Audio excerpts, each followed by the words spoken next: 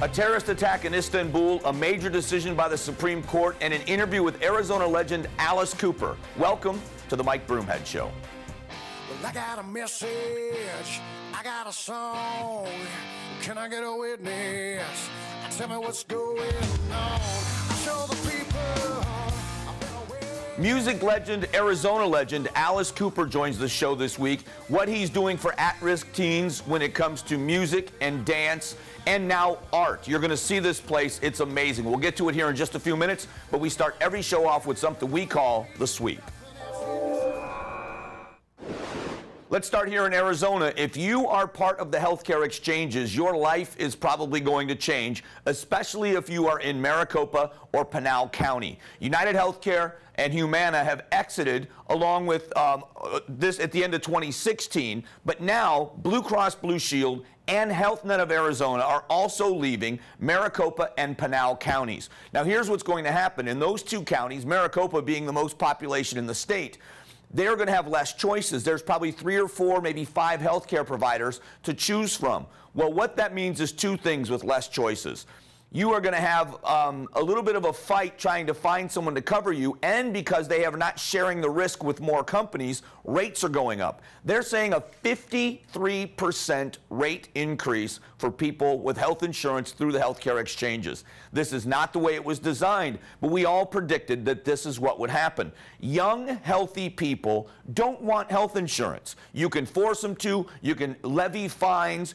People haven't had raises in 3 and 4 years. Entry-level wages are pretty low. And now you're going to tell a young, healthy person they must buy health insurance? They're not going to do it. The people that have pre-existing conditions are going to get health insurance, and they're the ones that are draining the system. So now billions of dollars have been lost by for-profit companies, and they say they just can't do it anymore. Costs are going way up. And it's sad, but that's what's happening coming the end of this year.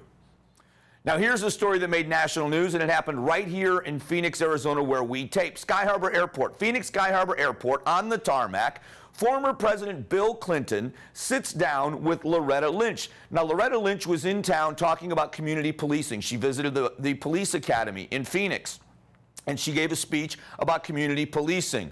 Well, then she met on a private plane for about 30 minutes with the former president before the Benghazi report came out. Now, we don't know what they talked about, but it was a 30-minute meeting.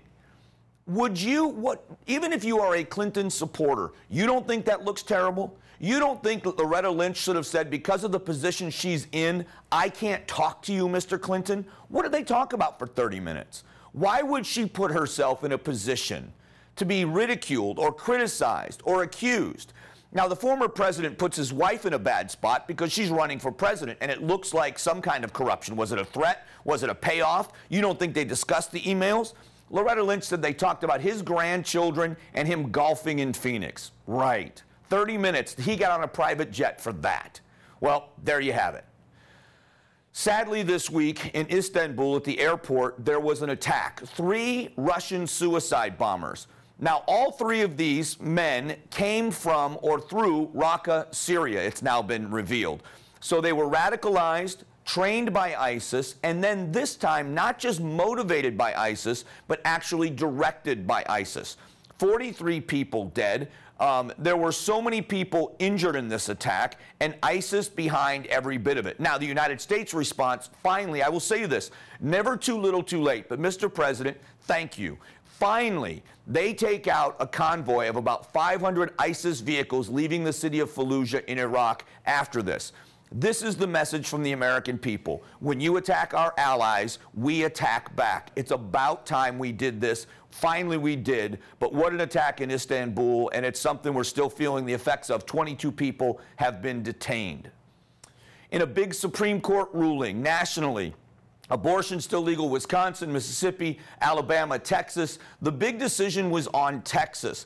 Texas made a couple of laws on restrictions. One had to do with access and admitting. The other had to do with all of the abortion clinics being the same as surgical centers. A lot of surgical centers or these abortion clinics had to close in Texas because they couldn't keep up with the expense of that demand and that rule. When challenged in court in a 5-3 decision, they said what Texas was doing was too oppressive. Now, you're not not going to find anyone that is more pro-life than I am. I believe that abortion should be illegal. I believe that it's a human life.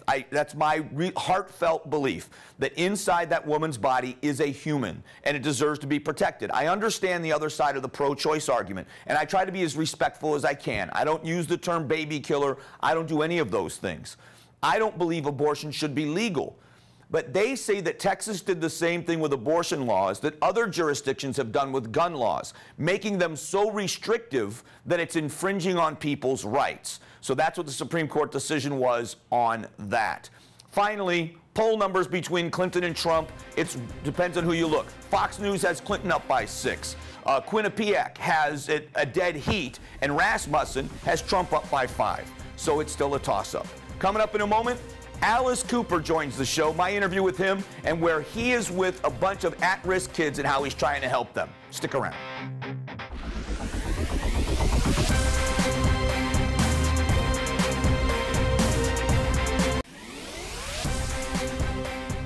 You could have not listened to music in my generation and not known who this man is. Alice Cooper, you have no idea what an honor it is to meet you finally. Thank you. It really is. Thank you so much. Thank you. The Rock Teen Center, how many years in the making has this been for you? The idea started 20 years ago. And, you know, it was basically the idea of building a teen center like this, but we didn't really realize how long it would take to actually get it done. We started out being a foundation, and we started funding teen organizations. So we would, you know, maybe give neighborhood ministries $100,000 because they were working with kids, and then this and that. We finally, 4 or 5 years ago, finally said, I think now we know enough about this to really build a teen center.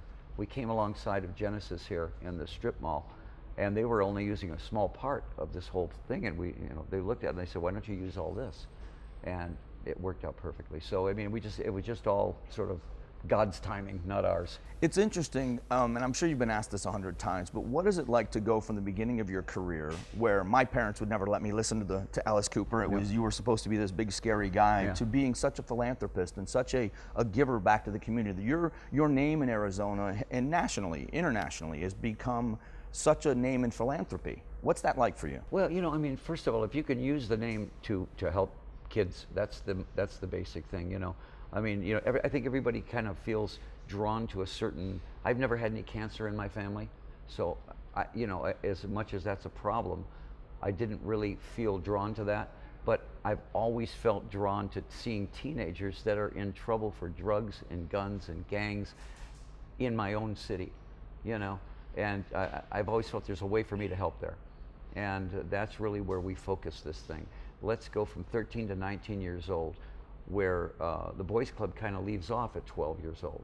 So let's go from 13 to 19 and try to direct kids that are already in that gang flow back into music, art, dance, and you know, all these people have come along and said, yeah, we're with you on this. For me, it was sports growing up. Single mother, at-risk kid, and if it hadn't been for the men that were my coaches, I would have really gone off the deep end. I heard you speak in public once, it may have been at Christmas Pudding, and you talked about you take kids, and it doesn't matter if they're rich or poor, black or white, and you put instruments in their hands. And that's how I've always felt about sports, is you get rid of all those isms with a common goal. That's it. So with you and music and with the Teen Center, that's kind of the focus, right? Yeah, you know, I did the same thing. I was in sports all my life. I wanted to play baseball. I ended up being a track and cross country runner for a 4-year letterman in track and cross country. And that took a lot of my time. That kind of kept me out of trouble. And I also had the band in high school. So I had 2 things going on that was eating up all my time, where I really didn't have time to get in too much trouble. Well, that taught me a lesson right there. A teenager's worst enemy is too much time on his hands with nothing to do, because what's offered out there is a one-way trip to either jail or the graveyard. You know, I mean, if you're selling meth at 15 years old on the street, you know, the gang thing is there's only 2 roads there. There's never a successful road. So I said, why don't we provide them with an alternative to that? And the great thing is a lot of the older gang members are for us, because it's their younger brothers and sisters that we're trying to help out, you know. So we do actually get support in a lot of ways from the older gang guys. So I got to know then, you're a 4-year athlete letterman. Yeah. When did you make the decision? When did you realize it was going to be music and not sports? Well, you know, you can only take cross country and track so far. You know, I mean, it wasn't like a baseball career or a football career where somebody's going to pay you millions of dollars. And the band, there was something there musically where we knew we had something. The original band knew we had something. And we just stayed with it until it happened. And I feel that that's the same thing with these kids. Some of these kids come in here and they don't know a guitar, what end of the guitar to start with. Right now, those kids are in bands that have been formed in here with other bass players and drummers and everything like that, and they're good. I mean, some of these kids can play. And that just comes from coming every day, picking up the guitar and caring about it, you know. To give you an example of the kind of thing that we started out with, we said to one kid, he came in for 1 year, and I said, you play every day, take this guitar home and practice, and we trust you with it. Yeah, I can't do that. So my dad will sell it for drugs. Oh. So, but I understood that, and he understood that. He got that. He says, I understand what situation I'm in here. So I'm going to be smart enough not to take this guitar home, but I will be there every day to play. So I dug that. I really dug the fact that this kid was smart enough to know that. But that's the kind of thing sometimes you're dealing with here. The satisfaction you must get in a story like that, of someone that realizes there's something better for them, that maybe it's a parent that's going down the wrong road, but to them to be able to see for them it doesn't have to be that way. That's right. Well, these kids are not stupid at all. They know what's going on around them. You know, you always kind of think, well, these dumb kids. They're not dumb at all. In fact, they're more streetwise than we were at that age. So they can see where that path's going. They can see where mom and dad ended up in jail. They can see where mom or dad got killed doing what they were doing. And they go, I would rather do this. You know, it's just that if they don't have a place like this, where are they going to go? And this is all free. I mean, it's not like they have to come in and pay anything. They come in for free, and they always go to us. You know, they always say, well, what's the catch? Yeah. And I go, the catch is you come in and learn how to play guitar. That's the catch, you know. Do any of the kids ever not realize who you are when it comes to music? Where maybe their parents will say, do you have any idea who Alice Cooper is? Yeah, you know, I mean, they find out after a while because now they Google it. Right. You know, if we didn't have the internet, they probably wouldn't. You know, because I don't really directly speak to that audience. Right. You know, that Justin Bieber does. You know, and One Direction does and that thing. But I think once they get in here and they kind of see what the history is about Alice Cooper, and that I was sort of the outcast, sort of the way they were, right, and ended up turning it into something else. And I think they kind of see that as some way to go. So for you're the music, your wife is dance, and now you've got the art, and now the ability for kids of every creative mindset that they can come and just develop that, and it's free for them. Well, and the great thing was we knew we needed an art center, and Good Tidings beautiful, by came the in way. and said, hey, we could do that. You know, and we went, what do you mean? They said, well, we can come in and build this for you. And they showed us the plans, and we just kind of were dumbfounded that they were so, you know, affable to come in and do this thing for us. And look at it, it's here now. Yeah. We saw it on paper, and now I've been out on tour. I came back, and here it is. It's the same thing with the, you know, with the recording studio. We looked at the recording studio. What an incredible building this is. Janice came in and she says, hey, I'll take care of that. You know, when we went, what? And she says, we need this, we need this, we need the best glass, we need the best doors. You know, I mean, if you're going to do it right. And so she's one of our great benefactors also, Spanky, we call her.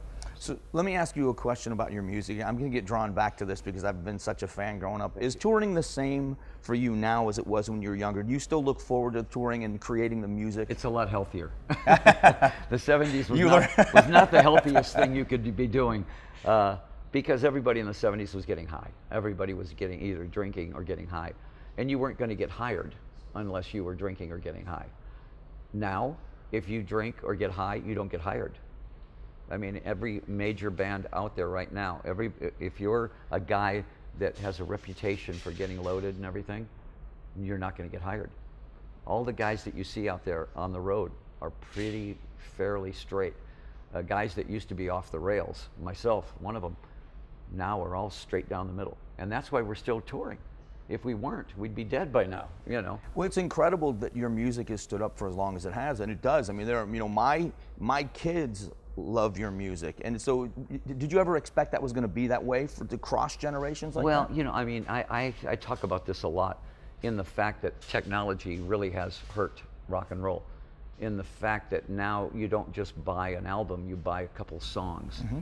That's discouraging for a band trying to make an album, trying to make enough money to live on it, because now they can't make any money recording. Right. In our day, you had to actually go buy the album, and that kept us all going. I think what we've done, and I can look at it from a distance now, is if you look at the Beatles as the start, if you look at the Beatles as sort of what everybody revolves around, because nobody still has come close to what they did. The further you get away from the Beatles sound, the less classic it is. So we were right next to them. Right. Our bands, you know, were trying to play like that. And then the next generation, the next generation, the next generation, pretty soon, now from 2000 on, I've tried to think of a classic song and I can't think of one. You know what I mean? What I hear on the radio is pretty much fast food. Right. It's not gourmet. Gourmet was the Beatles, the Stones, the Kinks, the Yardbirds. That was gourmet rock. And then, you know, we were there. It kept going like that. I think young bands should go back and listen to the Beatles. Well, I got to say, this is such an incredible place. Arizona's own Alice Cooper, for what you've done in the community, it really is an honor to meet you. And thanks for inviting us down. Oh, thank you so much. Thank you very much. And come down anytime. You know, learn to draw. We'll be back.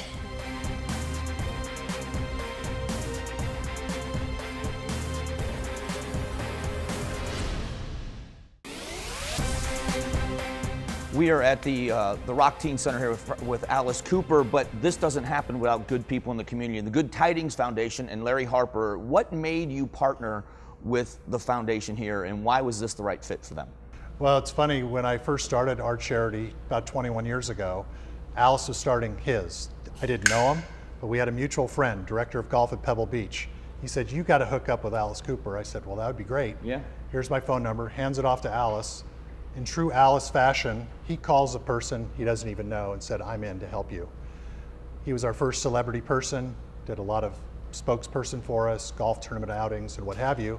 So now, 21 years later, when he finally has a space, it's our turn to repay him. And we're here today to unveil the Leroy Neiman Art Studio at the Rock Teen Center.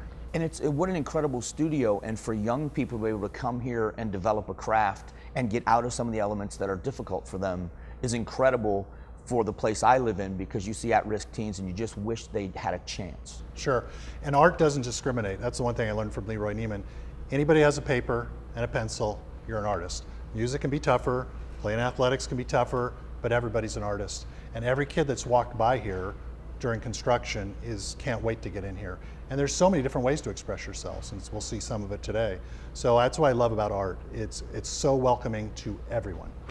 Well, the Good Tidings Foundation, great work around the country, and I just wanted to say thank you from us here in Arizona, because you doing this here is going to help at-risk teens in our neighborhoods, and we thank you so much for it. Well, it's our pleasure, and with Alice and Cheryl's lead, it's going to be a home run for sure. We'll be back.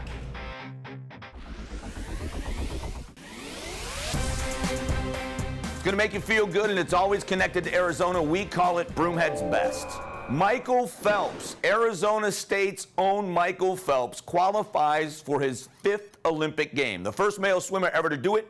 18 gold medals. He's headed to Rio, which is terrific. I love how he has immersed himself in the culture at Arizona State University. He's done after this Olympic Games, qualifies for his 5th, which makes him the first man to do it. Then he comes to Arizona State University to be the assistant swimming coach. I have a feeling that swim team's going to do pretty well at ASU in the future. That's terrific, and that is Broomhead's Best. Now we do something we call #this. All right, we are calling it #StupidHikerLaw. There were some deaths because of the high temperatures here. It happens every year. This time over a weekend, 4 people across the state of Arizona died.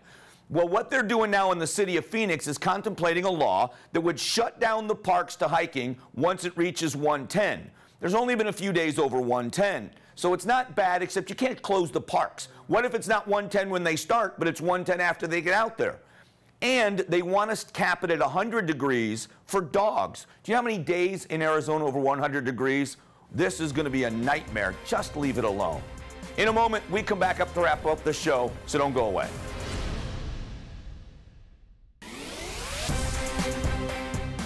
The third anniversary of the Yarnell Hill fire, where all of the Granite Mountain hotshot crew perished in that fire. We were reminded of it with the fire that happened up north this year, because the same thing almost happened, where a crew of the hotshots had to deploy their last-ditch effort. We will never forget the Yarnell Hill fire or the Granite Mountain hotshots for their sacrifice. But more importantly, why don't we do something about our forests so we're not putting people in danger, because we're not making it possible for them to fight the fires in a safe way? It's already such a dangerous business. We don't thin, we don't clear, we don't do anything, and when they start, they take out thousands and thousands of acres. It's about time we address the problem for humanity and for the pristine state of Arizona. Let's do that. We'll be back next week. Have a great week, everyone. God bless. Get more of Mike Broomhead on Facebook, Twitter, and of course weekday mornings from 6 to 10 on News Talk 550 KFYI.